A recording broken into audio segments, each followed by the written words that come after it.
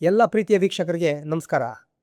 ಏನಿದು ಏನಿದು ಯಂತ್ರ ಜೀವನ, ನೋವಿನ ನೂಲಲಿ ಹೃದಯ ಬಂಧನ. ನೋವಿನ ನೂಲಲ್ಲಿ ಹೃದಯ ಬಂಧನ ಅಂತ ಈ ಹಾಡು ಬಗ್ಗೆ ಹಂಸಲೇಖ ಅವ್ರನ್ನ ಕೇಳಿದಾಗ ಅವ್ರು ಮಾತಾಡಿದ್ರು. ನೋಡೋ, ನಾನು ಹಾರ್ಮೋನಿಯಂ ಮುಂದೆ ಕೂತಾಗ ಪ್ರತಿದಿನ ನನಗೆ ಹೊಸ ಹಾಡು, ಹೊಸ ಕೆಲಸ. ನಾನು ಹಾಕೋ ಈ ಟ್ಯೂನಿಂದ ಈ ಪ್ರೊಡ್ಯೂಸರ್ ಉಳಿತಾನ, ನಾನು ಹಾಕೋ ಈ ಟ್ಯೂನಿಂದ ನಿರ್ದೇಶಕ ಬೆಳಿತಾನ, ನಾನು ಹಾಕೋ ಈ ಟ್ಯೂನಿಂದ ಹೀರೋ ಮೆರಿತಾನ, ಹೀರೋಯಿನ್ ಮೆರಿತಾಳ, ಹಾಗೆ ಅಂದ್ಕೊಂಡೆ ನಾನು ಮಾಡೋದು. ಪ್ರತಿ ಹಾಡು ನನಗೆ ಮುಖ್ಯ ಅಂತ ಹೇಳಿದರು. 1993ಯಲ್ಲಿ ಬರೋ ಸಿನಿಮಾ ಹೃದಯ ಬಂಧನ. ಬೀರ್ ರಾಮಮೂರ್ತಿ ಅವರು ಡೈರೆಕ್ಟ್ರು, ಅಂಬರೀಷ್ ಅವರು, ಸುಧಾರಾಣಿ ಅವರು ಆ್ಯಕ್ಟ್ ಮಾಡಿದರು. ಒಂದು ಸಾಂಸಾರಿಕ ಕಥಾಹಂದರ ಇದ್ದಂಥ ಸಿನಿಮಾ. 5 ಹಾಡುಗಳು ಕೂಡ ಸೂಪರ್, ಎಲ್ಲ ಸೊಗಸಾದ ಹಾಡುಗಳು. ನಾನು ಈ ಹಾಡು ಹೇಳಿದ್ನಲ್ಲ, ಇದು ನೋಡಿ ಪಲ್ಲವಿ ಹಾಗೂ ಅನುಪಲ್ಲವಿ ಅಂತ. ಮೊದಲು ಬರೋದು ಪಲ್ಲವಿ, ಏನಿದು ಯಂತ್ರ ಜೀವನ ಅಂತ ಬರುತ್ತೆ. ಆನಂತರ ಒಂದು ಗ್ಯಾಪ್ ಬರುತ್ತೆ. ಆ ಗ್ಯಾಪ್ ಬಂದಮೇಲೆ ಪ್ರೇಮದ ಕಥೆಗೆ, ಆಸೆಯಲತೆಗೆ, ಚಿಂತೆಯ ಬೆಸುಗೆ ಅಂತ ಬರುತ್ತೆ. ಮೊದಲು ಪಲ್ಲವಿ ಆದ್ಮೇಲೆ ಚರಣ, ಆಮೇಲೆ ಪಲ್ಲವಿ ಚರಣ, ಹಿಂಗೆ ತಾನೇ ಬರೋದು. ಇದರಲ್ಲಿ ಒಂದು ಪ್ರಯೋಗ ಇದು, ಅಂದ್ರೆ ತುಂಬ ಜನ ಮಾಡಿದ್ದಾರೆ ಈ ಪ್ರಯೋಗ, ಅದ್ರಲ್ಲಿ ಇದು ಒಂದು. ಆ ಪಲ್ಲವಿ ಆದ್ಮೇಲೆ ಅನುಪಲ್ಲವಿ, ಚಿಕ್ಕದೊಂದು ಪಲ್ಲವಿ, ಆ ಗ್ಯಾಪ್ ಕೊಟ್ಟು ಮತ್ತೆ ಆ ಟ್ಯೂನೇ ಬೇರೆ, ಆನಂತರ ಬರೋದು ಚರಣ. ಆ ರೀತಿ ಮಾಡಿದ್ದಾರೆ. ಈ ಹಿಂದೆ ಹೇಳಿದ್ದೆ ಕಲಿಯುಗ ಭೀಮಾ ಸಿನಿಮಾದು, ಈ ತಾಯಿಯ ಹಾರ್ಟು, ಆ ಮೌಂಟ್ ಎವರೆಸ್ಟು, ಆ ಶಿಖರದ ವೇಟು, ಆ ತಿಳಿದವರೆಷ್ಟು ಅಂತೇಳಿ ಕೈ ತುತ್ತು ಕೊಟ್ಟೋಳೆ ಅಂತ ಬರೋದು, ಆಮೇಲೆ ಆನಂತರ ಚರಣ ಬರೋದು. ಅದೇ ರೀತಿ ಇದು ಕೂಡ. ಇದರಲ್ಲಿ ಬರೆದಂಥ ಸಾಲುಗಳಂತೂ ಎಕ್ಸ್ಟ್ರಾಡಿನರಿ. SP ಬೇರು ಜೀವ ತುಂಬಿ ಆಡಿದ್ದಾರೆ. ಇದರ ಟ್ರ್ಯಾಕ್ ಆಡಿದ್ರು ರಾಜೇಶ್ ಅವರು ಸ್ಟುಡಿಯೋ ಪ್ರಸಾದಲ್ಲಿ, ಆದರೆ ಇದರ ವಾಯ್ಸ್ ಮಿಕ್ಸಿಂಗ್ ಮಾಡಿದ್ದು, ಬ್ಯಾಕ್ಗ್ರೌಂಡ್ ಸ್ಕೋರ್ ಮಾಡಿದ್ದು ಸ್ಟುಡಿಯೋ ಚಾಮುಂಡೇಶ್ವರಿಲಿ. ರೀ ರೆಕಾರ್ಡಿಂಗ್ ಕೇಳೋ ಪದ ಆ್ಯಕ್ಚುಲಿ ತಪ್ಪು ಪದ ಅದು. ಮನೋಹರ್ ಸರ್ ಹೇಳ್ತಿದ್ರು ಫೋನ್ ಮಾಡಿದಾಗ, ರೀ ರೆಕಾರ್ಡಿಂಗ್ ಕೇಳೋ ಪದ ಮಡ್ರಾಸಿಂದ ಬಂದಂಥ ಒಂದು ಟೆಕ್ನಿಷಿಯನ್ ಯೂಸ್ ಮಾಡಿ ಬಂದಂಥ ಪದ ಅದು ಆ್ಯಕ್ಚುಲಿ ತಪ್ಪದು. ಹಿನ್ನೆಲೆ ಸಂಗೀತ ಅಥವಾ ಬ್ಯಾಕ್ಗ್ರೌಂಡ್ ಸ್ಕೋರ್, ಬ್ಯಾಕ್ಗ್ರೌಂಡ್ ಮ್ಯೂಸಿಕ್ ತಿಳ್ಬೇಕು. ರೀ ರೆಕಾರ್ಡಿಂಗ್ ಅಂದರೆ ಮತ್ತೊಮ್ಮೆ ರೆಕಾರ್ಡ್ ಮಾಡೋ ಥರ, ಅದು ಆ್ಯಕ್ಚುಲಿ ತಪ್ಪು ಹೊರಡೋದು, ಹಂಗೆ ಬಳಕೆಯಾಗಿ ಅದು ಆಗೋಗಿದೆ ಅಂತ ಹೇಳಿದ್ರು. ಇದ್ರಲ್ಲಿ ಗಮನಿಸಬೇಕಾದ ಅಂಶ. ಆಗಲೇ ಹೇಳಿದೆ, SP ಬೇರು ಜೀವ ತುಂಬಿ ಹಾಡಿದ್ದಾರೆ ಈ ಹಾಡು. ನಂಬಿಕೆ ಹೋದರೆ ಜೀವನ ಸಾಲದು, ಹಂಬಲ ಕುಸಿದರೆ ಪ್ರೇಮವು ಕಾಣೋದು. ಎಷ್ಟು ಚೆನ್ನಾಗಿದೆ ನೋಡಿ. ಹಾರದ ಮೈಯಲ್ಲಿ ದಾರದ ಎಳೆ ಇದೆ, ಬೆಳ್ಳನೆ ಹಾಲಲ್ಲಿ ಏನಿದೆ ತಿಳಿಯುವುದೇ. ನಾನು ಇಲ್ಲಿ ಕೂತಿದ್ದೀನಿ, ನನ್ನ ಫ್ರೆಂಡ್ಸ್ ಇಲ್ಲಿ ಕೂತಿದ್ದಾರೆ, ನನ್ನ ಮನಸ್ಸಲ್ಲಿ ಏನು ಓಡ್ತಿದೆ ಅಂತ ನನ್ನ ಫ್ರೆಂಡ್ಸ್ಗೆ ಹೆಂಗೆ ಗೊತ್ತಾಗುತ್ತೆ?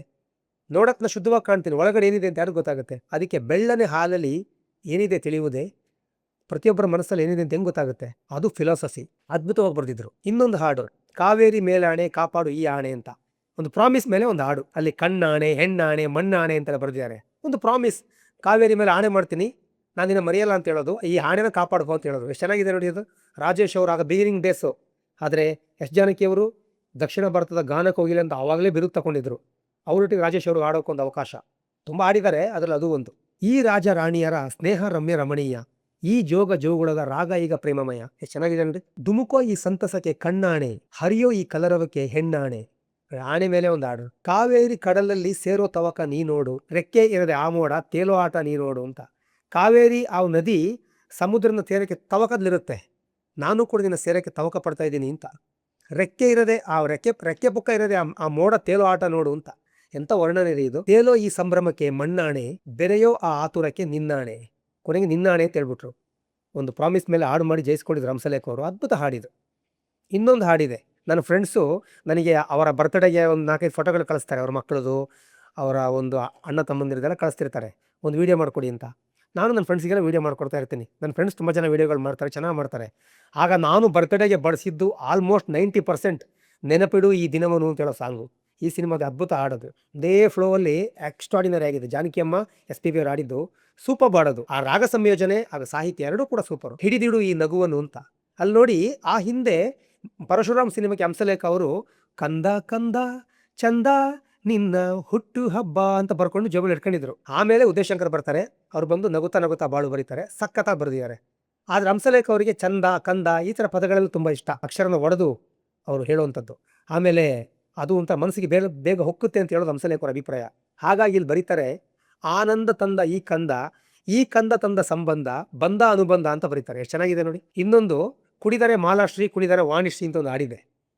ಅದು ಚೆನ್ನಾಗಿದೆ ಅಂದರೆ ಅದಕ್ಕೆ ಇನ್ಸ್ಪಿರೇಷನ್ನು ಮಾಲಾಶ್ರೀ ಅವರು ಸಿನಿಮಾದಲ್ಲಿ ಡ್ರಿಂಕ್ ಮಾಡಿ ಆಡ್ತಾರಲ್ಲ, ಒಳಗೆ ಸೇರಿದರೆ ಗುಂಡು, ಹಾಗೂ ರಾಣಿ ಮಹಾರಾಣಿದು ಕೂಗಪೊಡಿಯ ಖಾರ ಮಸಾಲೆ. ರಾಣಿ ಮಹಾರಾಣಿ ಅವ್ರದ್ದೇ ಮ್ಯೂಸಿಕ್ಕು, ನಂಜುಂಡಿಕರನ್ನ ಭಂಗಿರಂಗ ಬರೆದಂಥ ಅದ್ಭುತ ಹಾಡೋದು.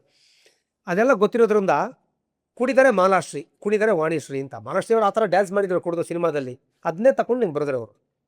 ಎಷ್ಟು ಚೆನ್ನಾಗಿ ಯೋಚನೆ ಮಾಡಿದ್ದಾರೆ ನೋಡಿ. ಇನ್ನೊಂದು ಪಿಂಕಿ ಪಿಂಕಿ ಅಂತ ಒಂದು ಹಾಡಿದೆ, ಅದು ಮಗು ಮೇಲೆ ಆಡೋಂಥ ಹಾಡು, ತುಂಬ ಚೆನ್ನಾಗಿದೆ, ಒಂದು ಹ್ಯೂಮರಸ್ ಹಾಡೋದು. ಹಾಗಾಗಿ 5 ಹಾಡುಗಳು ಕೂಡ ಇದರಲ್ಲಿ super hit. S P B ಅವರು, ಜಾನಕಿ ಅಮ್ಮ ಅವರು, ರಾಜೇಶ್ ಅವರು, ಬೇಬಿ ರೇಖಾ ಅಂತ ಎಲ್ಲರೂ ಅದ್ಭುತವಾಗಿ ಆಡಿದ್ರು.